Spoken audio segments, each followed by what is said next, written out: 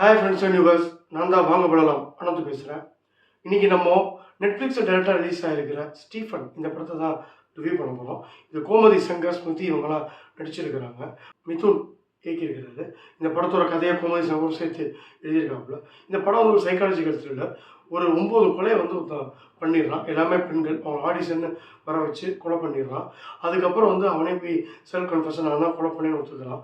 இது வந்து ஒரு சைக்காட்ரிஸ்ட் அவன் எதனால் பண்ணான், ஏன் பண்ணான்னு விசாரிக்கிறான். அவனோட செல்ஃப் கன்ஃபெஷன்ஸை வந்து படம் நமக்கு ஃப்ளாஷ்பேக்குள்ளே போகுது. இந்த படம் வந்து ஒரு சைக்காலஜி மூவி, இல்லை ஒரு சைக்கோ த்ரில்லர் படத்தை விரும்பி பார்க்குறவங்களுக்கு உண்மையிலே ஒரு நல்ல ஒரு படம். மற்றபடி இந்த மாதிரி படமே எனக்கு பிடிக்காதுங்க, இந்த மாதிரி ஜெனரே வேணாம், ரொம்ப நல்ல பையன் நினைக்கிறோம், அப்படியே ஒதுங்கிடலாம். இந்த படத்தோட ப்ளஸ் வந்து படத்தை எடுத்த விதம், குறிப்பாக அந்த இயக்குனர் எடுத்த பிளாட், அதை கொண்டு போன விதம், குறிப்பாக அந்த நடிகர்கள். கோமதி சங்கர் அப்படியே ஒரு தனுஷை வந்து நினைவுபடுத்துறாரு. இவர் அந்த கத்தியை வச்சு பேசுகிற சீனு, செல்ஃப் கன்ஃபெஷன் பண்ணுற எல்லாமே திரைப்படத்தில் தனுஷ் பண்ணது அப்படியே ஞாபகப்படுத்துது. பட் இருந்தாலும் அந்த ஒரு ரெஃப்ளெக்ஷன் வராமல் தன்னோட நடிப்பை முடிஞ்ச அளவுக்கு சூப்பராக பண்ணியிருக்காப்புல. அவர் சிரிக்கிற இடம், அந்த கடைசியாக கிளைமேக்ஸ் தான் சொல்கிற இடம் எல்லாமே அவரோட நீங்கள் ட்ராவல் பண்ணிங்கன்னா இந்த படத்தை வந்து ரொம்ப ரொம்ப ரசிப்பீங்க. படத்தை வந்து செல்ஃப் கன்ஃபெஷன் சொல்லும் பொழுது என்னடா 9 உடனே கண்டுபிடிச்சிட்டாங்க அப்படின்னு தோணா கூட, அந்த பிளாட்டில் ஒரு சின்ன வயசில் அனுபவிக்கிற அந்த ஒரு கொடுமைகள், அப்பா அம்மா கேரக்டர் 2 பேருமே ரொம்ப சான்ஸே இல்லை.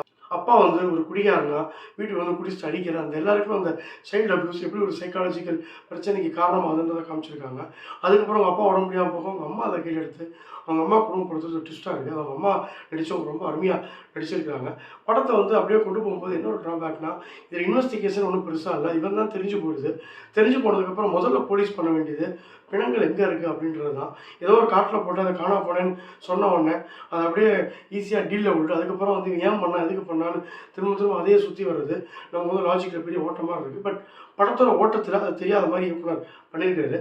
குறிப்பாக இயக்குனருக்கு என்ன ஒரு அட்வான்டேஜ்னால், அந்த ஹீரோ கொடுக்குற லீடை வச்சு நம்ம இன்ஸ்பெக்டர் போய் தேடுறது, அவங்க கூட ஒரு சைக்காட்ரிஸ்ட் இவங்களை கண்டுபிடிக்கிறது எல்லாமே ஒவ்வொன்றா கொண்டு போய் கடைசியாக ஒரு லவ்வர் இருந்தது, அந்த பொண்ணுக்கு என்ன ஆச்சு, ஒரு பொண்ணை மட்டும் கொல்லாமல் விட்டோம், அதுக்கு காரணம் என்ன, இதெல்லாம் ஒவ்வொரு லீடாக கொடுத்து நம்மளை கொஞ்சம் கொஞ்சமாக இன்ட்ரெஸ்டிங்காக கொண்டு போயிருக்காங்க. படத்தை வந்து கொஞ்சம் செட் ஆக டைம் ஆகுது. ஆனால் செட் ஆனதுக்கப்புறம் உள்ளே போனீங்கன்னா அந்த ஒரு பங்களா, அந்த பங்களா நடக்கிற அந்த ஒரு கொலையை வந்து ஒரு பெருசாக ஒரு க்ளோரிஃபை பண்ணாமல் அதுக்கான காரணங்கள் ஹீரோட நடிப்பை பண்ணது ஒரு பாராட்டத்தக்க விஷயம். இந்த மாதிரி ஒருத்தரை வச்சே படத்தை கொண்டு போகிறது ஒரு கேட்டால் மாதிரி அதுக்கு அந்த நடிகரோட அர்ப்பணிப்பு, அந்த நடிப்பு வந்து ரொம்ப ரொம்ப முக்கியம். இதில் வந்து சூப்பராக படத்தினால நம்மளால் போர் அடிக்காமல் கொண்டு போக முடியுது. படத்தை இன்ட்ரெஸ்டிங்கான இன்வெஸ்டிகேஷன்லாம் கூட சைக்காலஜிக்கலாக அந்த படம் பார்க்கும்பொழுது அவன் பாயிண்ட் ஆஃப் வியூ புரிஞ்சிக்க முடியுது. படம் கொஞ்சம் டல்லரிக்கு மேலே போனால் கூட கிளைமேக்ஸில் ஒரு ட்விஸ்ட் வந்து தூக்கி நிப்பாட்டுது. பட் இது வந்து பிரைமல் ஃபியர், தி இன்வெஸ்டிகேஷன், இந்த மாதிரி இங்கிலீஷ் படங்கள் பார்த்தவங்களுக்கு இது ஒரு பெருசாக வந்து ஒரு ஜெர்க்கு கொடுக்கலனா கூட மற்றபடி ஒரு சைக்காலஜி த்ரில்லர் பார்ப்போம் அப்படின்னு நினைக்கிறவங்க இந்த படம் வந்து நல்லா கொண்டு போயிருக்காங்க. அவரோட நடிப்பும் கிளைமேக்ஸ் அவர் சொல்கிற விதம் எல்லாமே படத்தை வேறு டைமென்ஷனுக்கு கொண்டு போயிடுது. அந்த படம்லாம் என்ன பாச்சு, எப்படி பார்த்தோம், கொலை பண்ணிட்டு அப்படியே போயிட்டு அப்படியே அதை பார்க்காம இருப்பாங்கன்ற கேள்விக்கு கிளைமேக்ஸ் முடிவில் ஒரு செகண்ட் பார்ட்டுக்கு லீட் கொடுத்து முடிச்சிருக்காங்க. அது எதிர்பார்ப்பையும் கொடுத்துருக்கு. பெரிய பெரிய பட்ஜெட் படங்களை காசு கொடுத்து வாங்கி அது பெருசாக போகாமல் இந்த மாதிரி ஒரு மீடியம் பட்ஜெட் படங்களை நெட்ஃப்ளிக்ஸை தமிழை தயாரிக்க முன் வந்தது பாராட்டுகள். நிறையா இளைஞர்கள் நிறையா விதமான ஜேர்னல்ஸில் படம் நமக்கும் பார்க்குறதுக்கு நிறையா கண்டென்ட் கிடைக்கும். நெட்ஃப்ளிக்ஸில் நிறைய document series, psychological thriller, serial thriller பார்த்துக்கிட்டே இருக்கவங்களுக்கு வந்து இந்த படம் வந்து பெரிய லெவலில் இல்லைன்னா கூட அந்த மாதிரி பார்க்குறவங்களுக்கு இந்த படத்தோட ஒரு பேக்ட்ராப்பை, அந்த கிராஃப்ட் பிடிக்கும்.